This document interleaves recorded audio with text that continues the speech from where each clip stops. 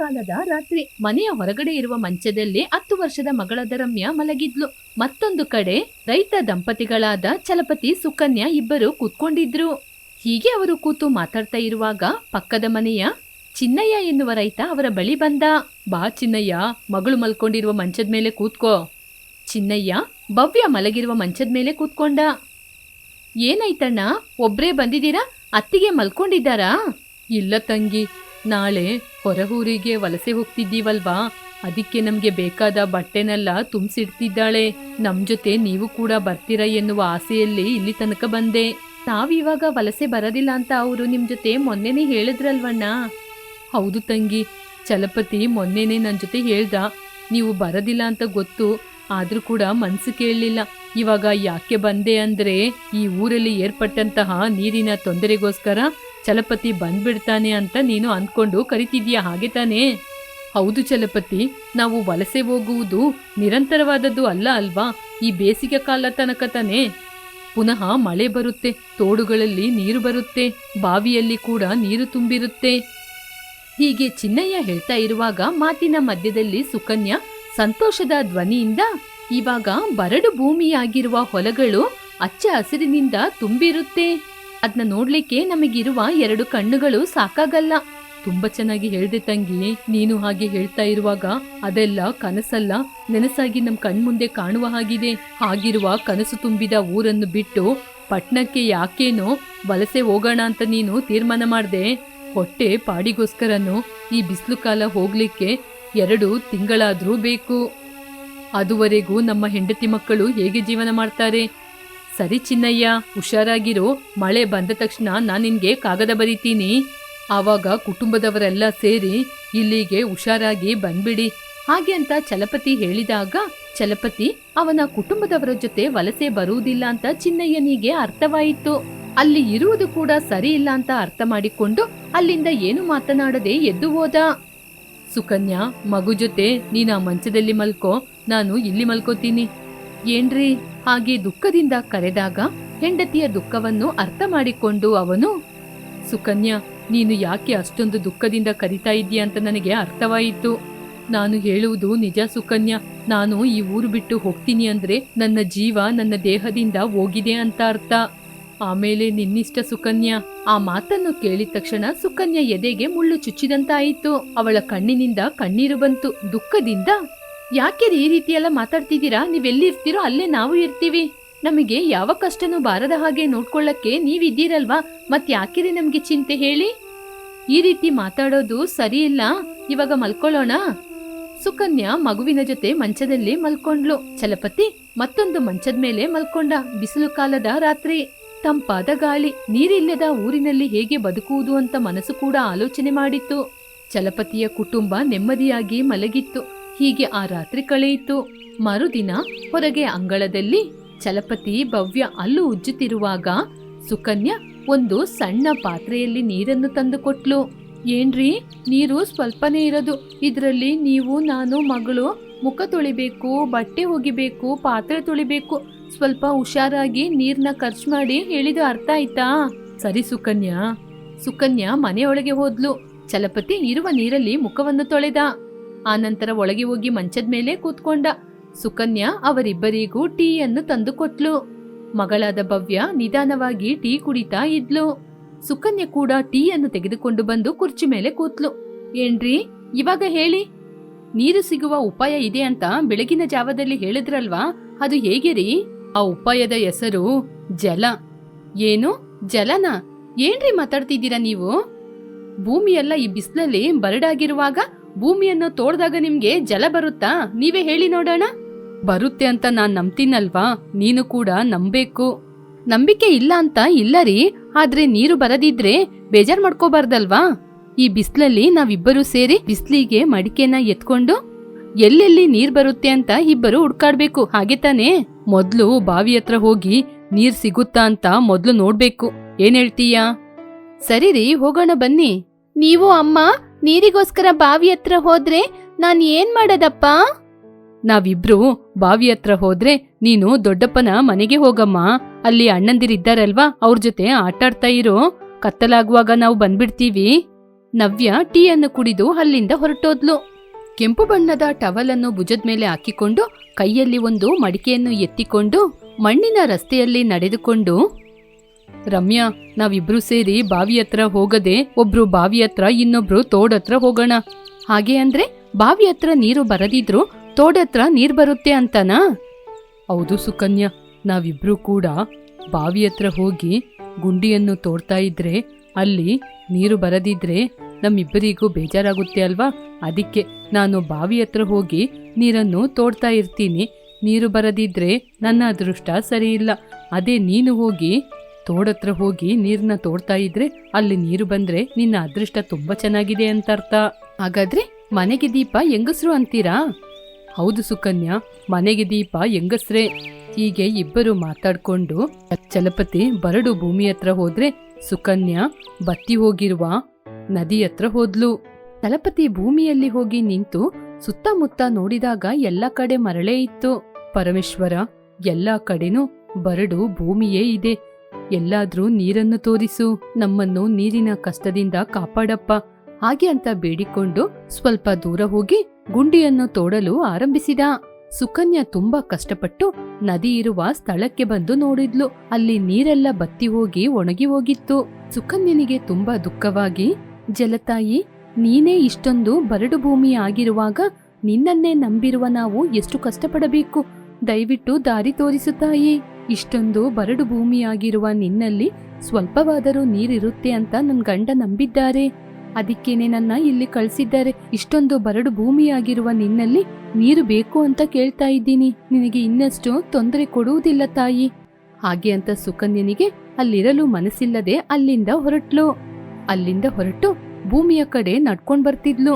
ಬರಡಾಗಿರುವ ಭೂಮಿಯ ಬಳಿ ಚಲಪತಿಗೆ ಒಂದೆಡೆ ನೀರು ಚಿಮ್ಮುತ್ತಿರುವುದನ್ನು ನೋಡಿದ. ಅವನ ಕಣ್ಣಲ್ಲಿ ಹೇಳಲಾಗದಷ್ಟು ಆನಂದ. ನೀರು, ನೀರು, ಎಷ್ಟು ದಿನಗಳ ನಂತರ ನೋಡ್ತಾ ಇದ್ದೀನಿ. ಪರಮೇಶ್ವರ, ನೀವಿದ್ದೀರಪ್ಪ.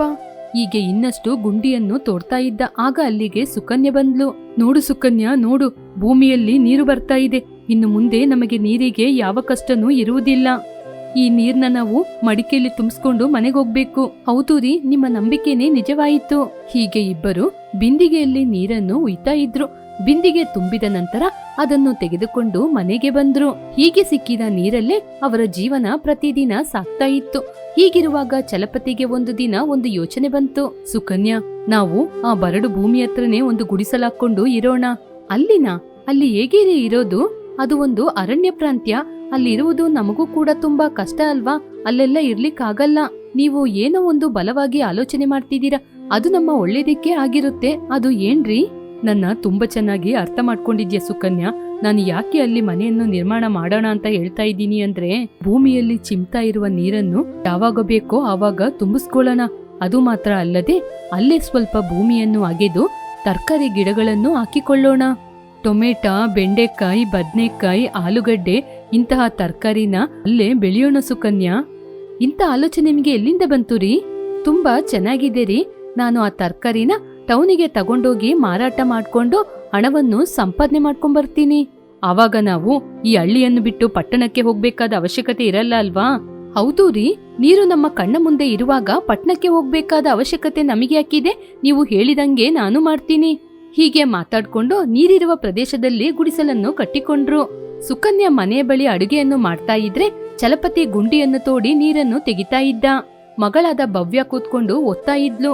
ಹೀಗೆ ಅವರು ಅಂದುಕೊಂಡ ಹಾಗೆ ಅಲ್ಲಿರುವ ಪಾತ್ರೆಯಲ್ಲಿ ಜಲ ನೀರನ್ನು ತುಂಬಿಸಿಕೊಳ್ತಾ ಇದ್ರು.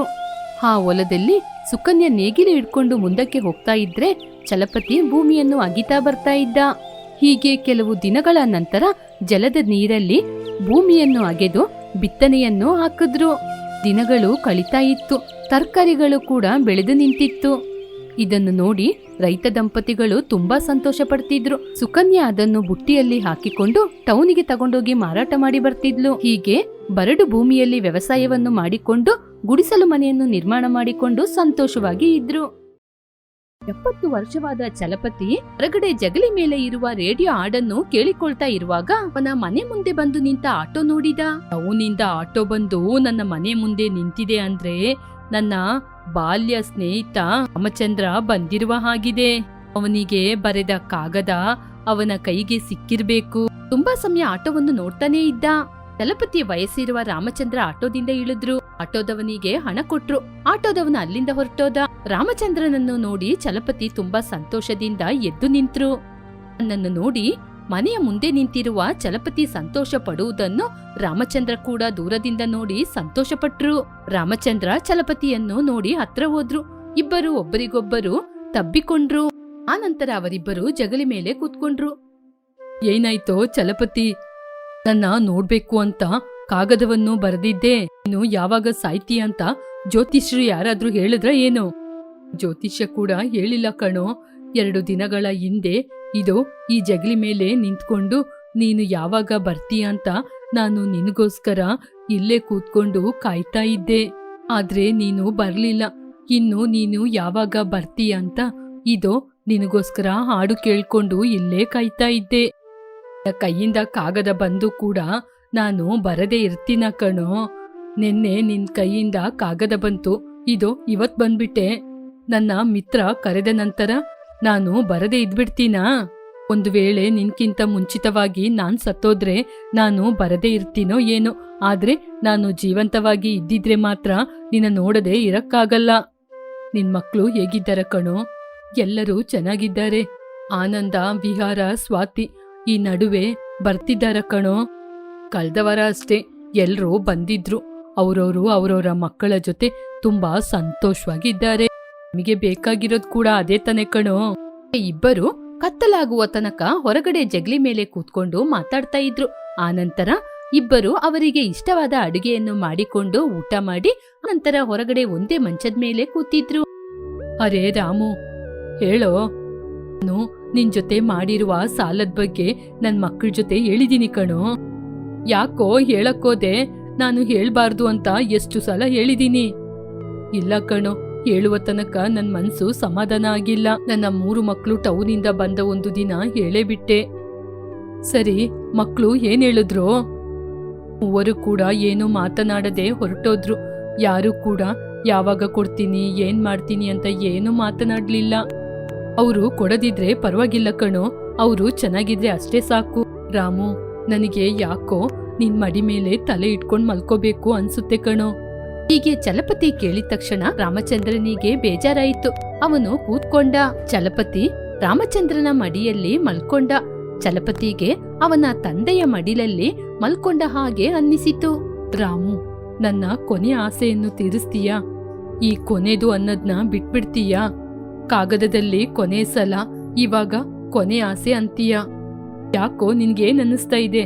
ನನಗೆ ನನ್ನ ಮನಸ್ಸು ಏನೋ ಹೇಳ್ತಿದೆ ಕಣೋ. ಏನೋ ಹೇಳ್ತಿದೆ ನಿನ್ ಮನ್ಸು? ರಾತ್ರಿ ನಿದ್ರೆಯಲ್ಲಿ ನಿನ್ನ ಕರ್ಕೊಂಡೋಗ್ತೀನಿ ಅಂತ ಹೇಳ್ತಾ ಇದೀಯಾ? ಮನಸ್ಸು ಹೇಳುತ್ತೆ ಅಂತೆ ಮನ್ಸು. ಕೋಪ ಮಾಡ್ಕೋಬೇಡ ಕಣೋ ರಾಮು. ನನ್ನ ಕೊನೆ ಆಸೆ ಕೇಳು. ಪುನಃ ಕೊನೆ ಆಸೆನಾ? ಸರಿ ಕಣೋ, ನಿನ್ನ ಕೊನೆ ಆಸೆ ಏನು ಅಂತ ಹೇಳು. ನಾನು ತೀರ್ಕೊಂಡ್ಮೇಲೆ ನನಗೆ ನೀನೇ ಕಣೋ ಬೆಂಕಿ ಇಡ್ಬೇಕು. ಆ ಮಾತನ್ನು ಕೇಳಿ ರಾಮಚಂದ್ರನ ಕಣ್ಣಲ್ಲಿ ಕಣ್ಣೀರು ತುಂಬಿತ್ತು. ಹೀಗೆ ಇಬ್ಬರು ತುಂಬಾ ಪ್ರೀತಿಯಿಂದ ಮಾತಾಡ್ತಾ ಇದ್ರು. ಅವನಲ್ಲಿ ಇರುವ ಆನಂದನ ಮನೆ ಅದು. ಆನಂದು ಅವನ ಹೆಂಡತಿ ಸುರೈಕಾ ಸೇರ್ಕೊಂಡು ಚಲಪತಿ ಹೇಳಿದ ಸಾಲದ ಬಗ್ಗೆ ಮಾತಾಡ್ತಾ ಇದ್ರು.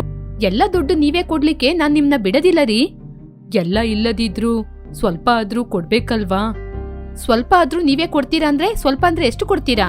ಜೊತೆ ಹಣ ಜಾಸ್ತಿ ಇದೆಯಾ ಅಥವಾ ಹಣದ ಮರ ಇಟ್ಕೊಂಡಿದ್ದೀರಾ? ಸುರೇಖಾ, ನನ್ ಜೊತೆ ಹಣ ಜಾಸ್ತಿ ಇಲ್ಲ. ಅದಕ್ಕೆ ಅಂತ ಹಣ ಇರುವ ಮರನೂ ಇಲ್ಲ. ನಾನೇ ತಾನೇ ಮನೆಗೆ ದೊಡ್ಡವನು. ಅರ್ಧದಷ್ಟಾದ್ರೂ ನಾನ್ ಕೊಡ್ಬೇಕಲ್ವಾ?